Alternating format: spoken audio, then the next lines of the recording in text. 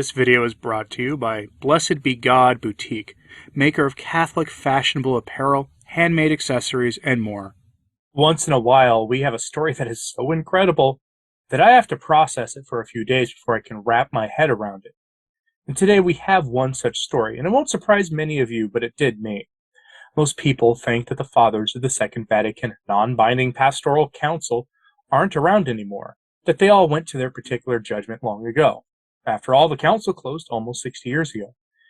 It's a fair assumption to make, but it's an actual erroneous one. There are several of them around still. At least one of the fathers of the council spoke recently, and the few who heard his words were, frankly, shocked and appalled at what he had to say. This bishop embraced and advocated for the greatest evil in our time, the Moloch ritual, showing that the problem of the servants of Moloch being part of the hierarchy is really nothing new. So let's take a closer look at the story and get some historical context for it too. Now, the story involves the infamous Red Bishop. Bishops wear purple or scarlet as a sign of their being willing to give their very lives for Christ and his church. The gospel message has cost people their lives in history, and each bishop affirms that this is a price that they will gladly pay for the gospel by wearing the scarlet or purple of the episcopate. But that's not why Monsignor Luigi Battazzi has been dubbed the Red Bishop. He has been a proud progressive since the council. In the 1960s, he actively campaigned for the Italian hammer and sickle political parties, which nearly took power throughout various points in history, most recently in the 1990s. This bishop is quite the character and can serve as Exhibit A in our traditionalist claims that the Second Vatican non-binding pastoral council was infiltrated and subverted by men placed into the priesthood who were unfit for duty. So pray for his conversion. Bishop Battazzi turned 99 years old a few days ago and seems to have no fear of his eternity in particular judgment. That story comes to us by way of the eponymous Flower website, which follows various news stories that aren't getting enough attention elsewhere. I have to make their headline friendly to this website, so here's a modified version, though you can see the real version on your screen. So, headline, Last of Vatican Fathers, in quotes, proposes ending children as he nears his particular judgment. Bishop Battazzi wants the church to okay what I call the Moloch ritual. The proper name for that evil deed is too sanitary for my taste, and our hosts have it flagged as a bad speech term anyway, so giving it a more honest name actually works pretty well.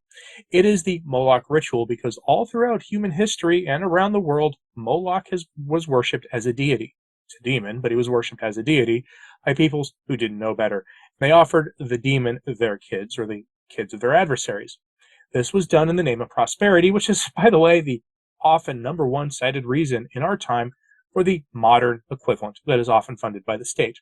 So, with that in mind, from the article, quote, the, quote, last living council father, the, quote, Red Bishop, wants to justify the ending of the most vulnerable as his last act before his death, at least up to the 4th or 5th month after birth. The process of disintegration of the church, illustrated by a concrete, shocking example, continues.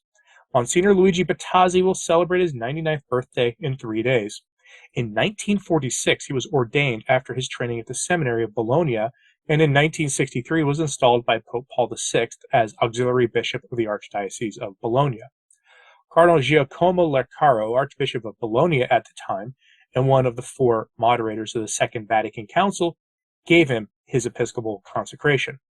Cardinal Leccaro was one of the council's progressive ringleaders and became known as the, quote, Red Cardinal, and not because of the purple. Battazzi himself, who attended 3 of the 4 sessions of the council, liked to provoke in the council hall with quotations from a book that used to be on the Index Liborum Prohibitorum. That's the index of forbidden books. This was before the index was eliminated by Paul VI. Substantial contributions by him, Battazzi, have not survived. The Romagna Regional Seminary in Bologna was a center of progressive subversion. The name for Cardinal Leccaro, whose assistant was Battazzi, was soon brought into his own when Battazzi was asked by Paul VI in 1966 to be appointed Bishop of Ivrea. As the Red Bishop, he caused a stir and caused a nuisance without making any profit for the faith or the church.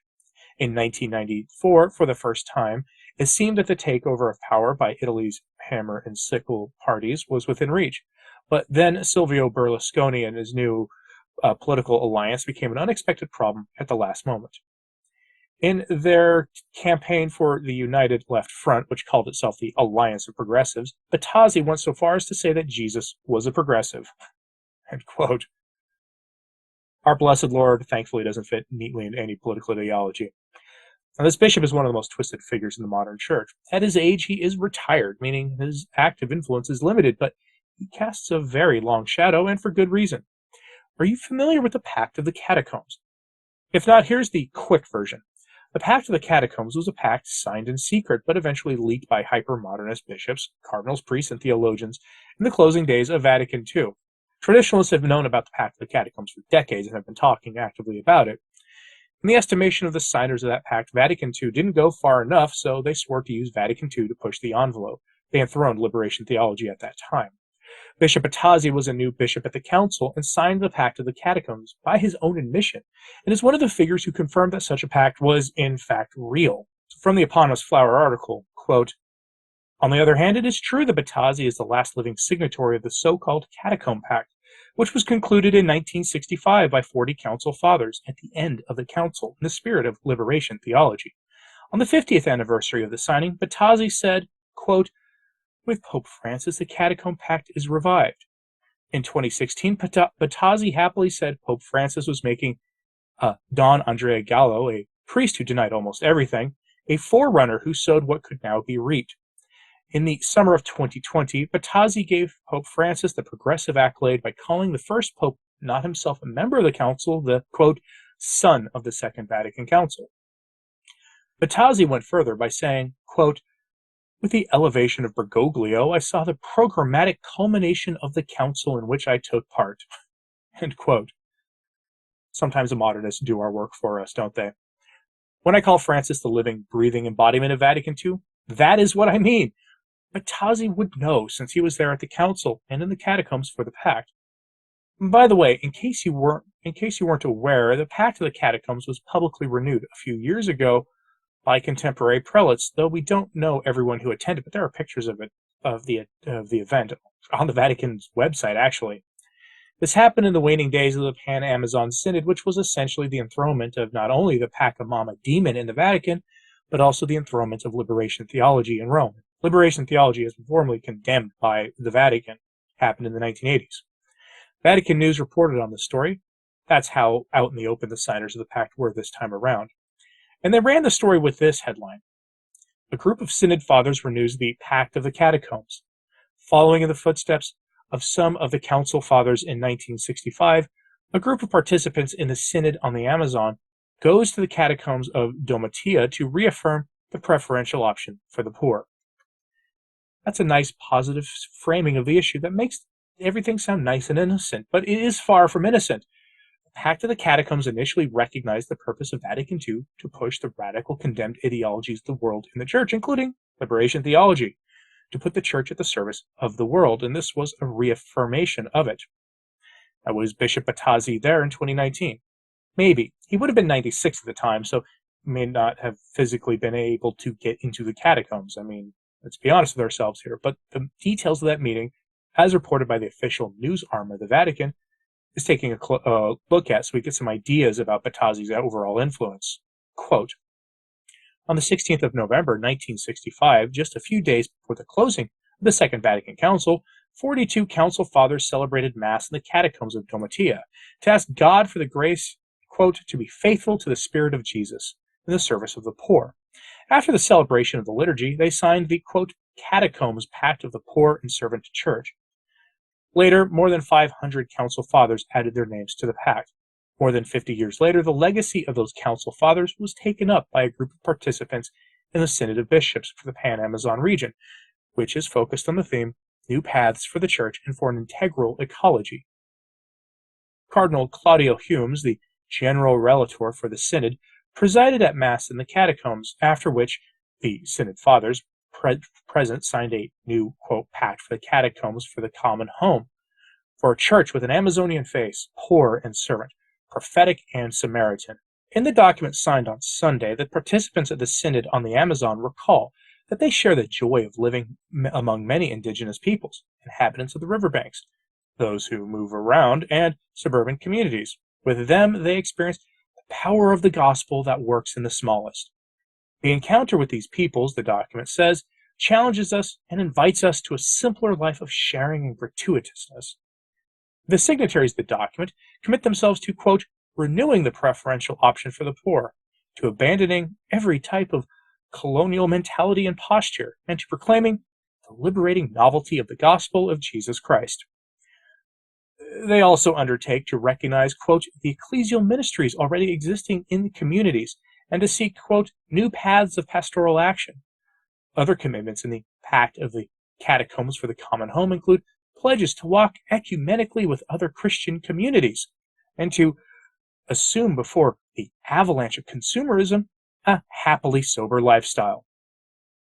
The signatory fathers also promise to recognize, quote, the ecclesial ministries that already exist in the communities and to seek, quote, new paths of pastoral action.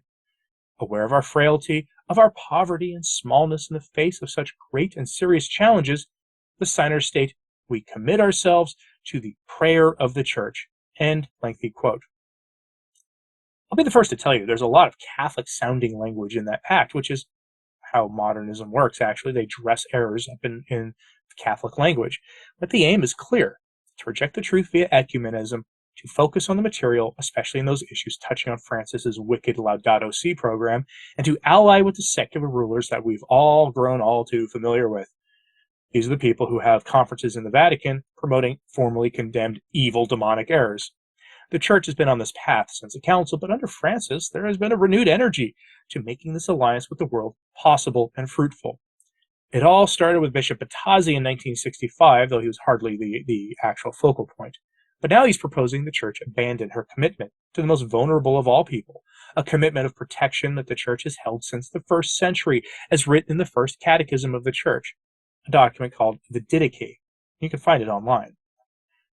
Now, are you surprised that a council father who was in the catacombs for that infamous pact is calling for the Church to okay the Moloch ritual, despite the fact that he will soon be heading to his personal judgment? Does any of this surprise you? Let me know in the comments, please. Like and subscribe if you haven't. It really does help, as does sharing this on social media. That helps a lot as well. As always, pray for the Church. I'm Anthony Stine. Ave Maria.